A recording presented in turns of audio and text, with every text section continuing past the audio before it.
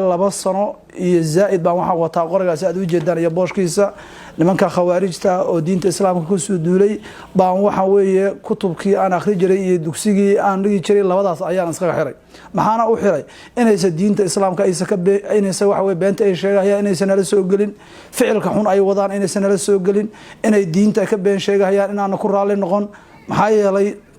نبينا صلى الله عليه وسلم مركو وحي الرضا بالمعصية معصية معصية لغا رالي نقضى معصية أياه شيء وحوي وإنها زولسا نبينا مركو كاد لها وحي من رأى منكم منكرا فليغيره بيده قفكي ضدو إذن كمدا أو منكر أركا قعنتي زهكو زولي قعنتي مركا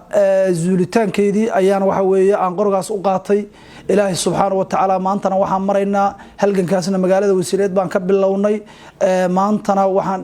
joognaa xarar dheere iyo baraag Ismaaciil oo aad agteeda ah Ilaahay baa nawaafajiyay mahadaasna Ilaahay baa iska leh Ilaahay baana ku mahadsan maxaa yeelay 13 bari baa u malaynayaa ayaa ciidaheena ka soo maqanahay ayaan nimanka khawaarijta ah oo diinta islaamka beenta ka sheegay ayaan duurkaas ugu jirnaa ilaa aan ka horeynana insha Allah bil kariim waa wadi doonaa waxaana ku mahadsan dawladeena Xasan Sheikh Maxamed uu hogaamiyo رئيس الوزراء وكيا حمزة عبد برة وزير كان أرمها جودها وزير فقه أو وليبا الدجال كخوارج تصفى عن ويقانا أو وليبا رجي وسلك وذي جراءة الله قاعد وحوي ودبر هذا ما شاء الله تعالى بلنتي مدحوينا أيام وحوي أيام تحرعني أو يري خوارج سوى الدجال إن هلا الدجال تيبان كنا بيننا سلا صحر دائرة إيو أنت أندور كأوريجنا إن شاء الله بالكريم وحنا هاي دولة دذلك أي وضه سفي عن أو وحوي هسيل باللابتو أيضا أنا وحوي الدنيا آخر الوجار هي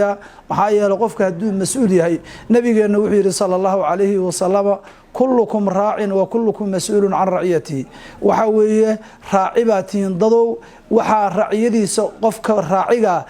dadkii la raaciyay oo mas'uulka u ahaa wala su'aalaha waxa la leeyahay waa adigu dhaartay ma ka soo baxday dhaartii aw dhaarata dadkaas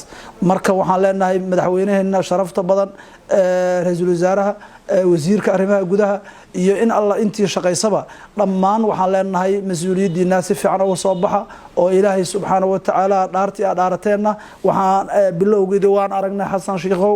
waana diyaar baa u nahay dadkii waxa way culumaad diinkii degmada wasiileed baan nahay waxaan marka wax yar ku darayaa culumada hadeertan Xasan Sheikh Maxamed uu isku keenay